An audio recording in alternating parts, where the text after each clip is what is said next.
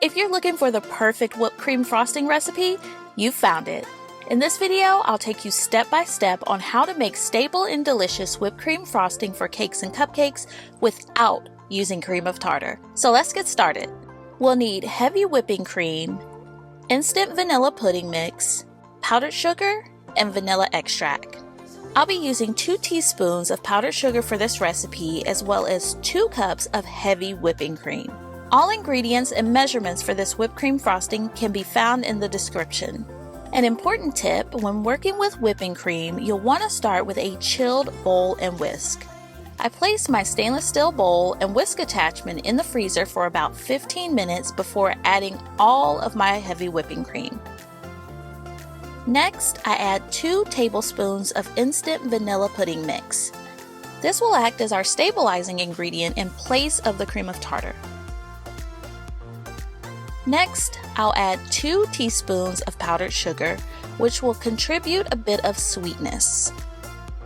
With my bowl and whisk ready to go, I'll mix the ingredients together on medium speed with my stand mixer.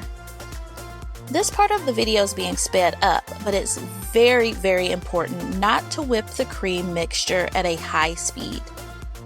Doing so may cause too much air to be incorporated into the frosting, which results in a curdled appearance and not a smooth looking frosting. So it's important not to over whip.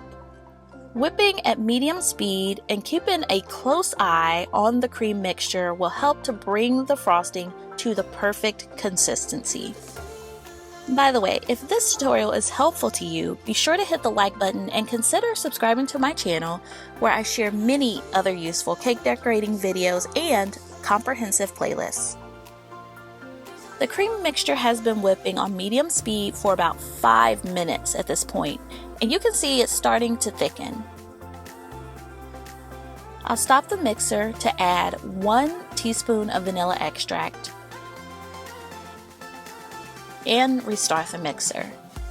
The vanilla extract rounds out the subtleness of the vanilla flavor of the pudding mix. 1 teaspoon of vanilla is a starting point. You can add up to 1 additional teaspoon to taste. The frosting will become thicker as it continues to whip.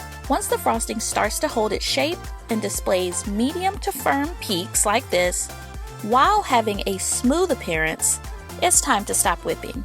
This whipped cream frosting has some weight to it and can hold its shape nicely while still tasting smooth and light.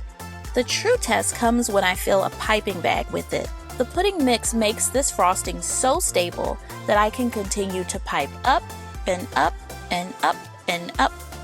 If you enjoyed this video, be sure to like it and share it with anyone who enjoys making sweet treats. You can check out my recipe playlist by clicking here. A special shout out to my channel members, and to you, thanks for watching.